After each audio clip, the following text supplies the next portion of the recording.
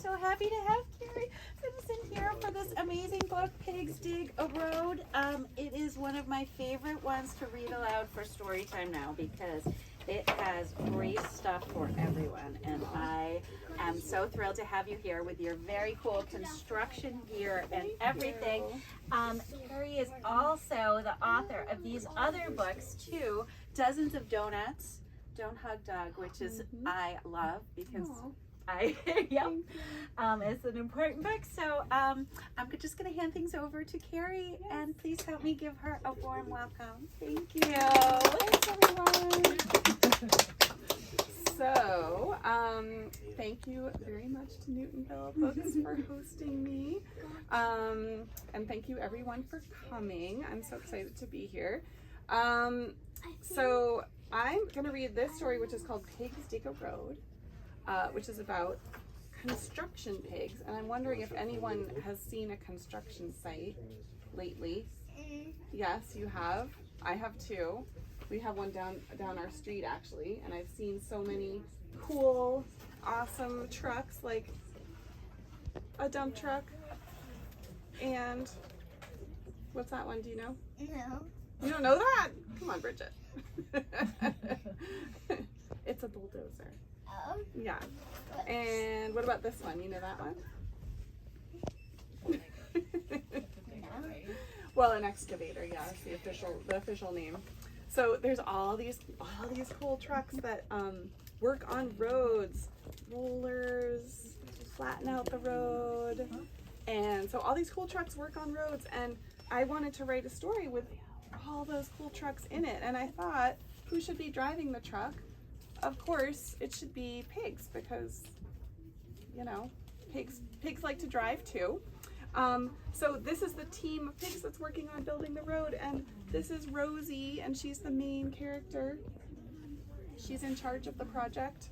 So she designed the road, and she's trying to get everyone else involved in making it. And these are the other pigs, and this one is named Pinky. Why do you think that's called Pinky? Because it's very pink. Because Pinky is very pink. And this one is called Curly. Can you see why it might be called Curly? Oh yeah, because it has curly hair. Because it has curly hair. And then this one is called Stinky. Does anyone have a thought about why Stinky might be called Stinky?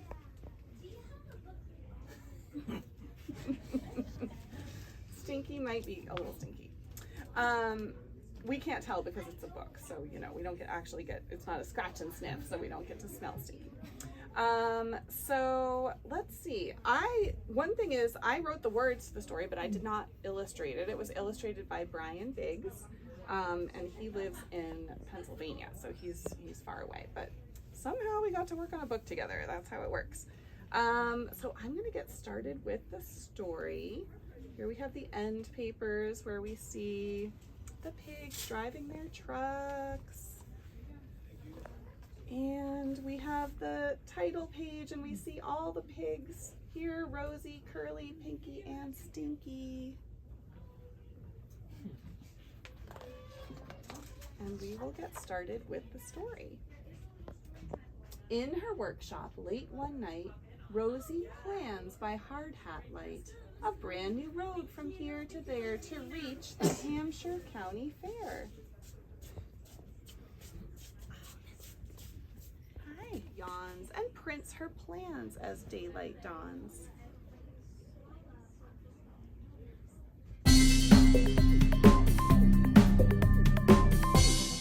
And a bulldozer and a loader.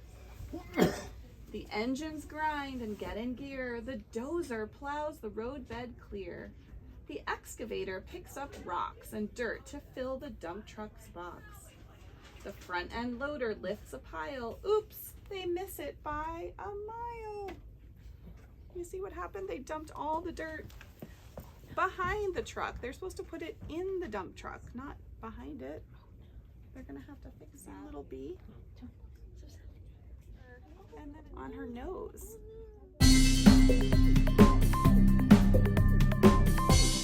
Landed right in the asphalt that was all wet and freshly paved. And I think that might make him even more stinky than he already was. Rosie, did you hear her? No, did you? How will we know what to do? The county fair will soon begin. Eager beavers barge right in. More cars arrive, more trucks, more bikes. Beep, beep, watch it. Careful. Yikes, a truck that paints.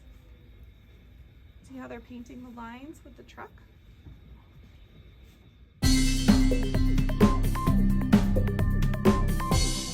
Are at the fair having lots of fun now that the road is all finished. Everybody could get to the fair and they're riding on the Ferris wheel and the merry-go-round. And I think that they probably will eat some cotton candy, maybe, or candied apples. That could be too. That's it. Thank you. And I actually have a picture here, if anyone wants to look at it, of a truck that paints. This is a truck that they use to paint lines on the road. So you can see five little ducks went out one day. Do you guys know that song? Sure. Yeah. So it goes, 5 little ducks went out one day over the hills and far away. Mama duck said quack, quack, quack, quack, but only 4 little ducks came back. And so I thought I was going to write a story that was like kind of a twist on that.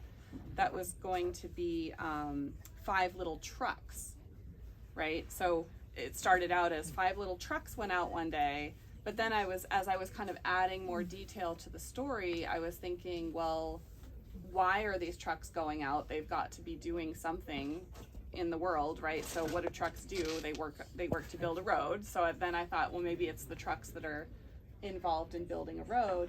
And then I realized there's more than 5 trucks that get used when you build a road. So I needed like at least 8 or 9 different trucks. And then also I was thinking about, you know, who's going to drive these trucks? Like it doesn't, are they just going to drive themselves and build the road by themselves? Because they actually kind of do need workers or someone who's doing that. So for a while it was ducks in trucks. It was called like Ducks in Trucks Build a Road or something like that. And then as I was revising it, so I always talk with, you know, critique partners and people like that help me think about what would make a story better. And somebody said, well, there's actually a lot of like duck and truck stories because they kind of, you know, it's sort of an easy rhyme. And maybe it should be a different animal. And then I thought about pigs because somebody I know really likes pigs.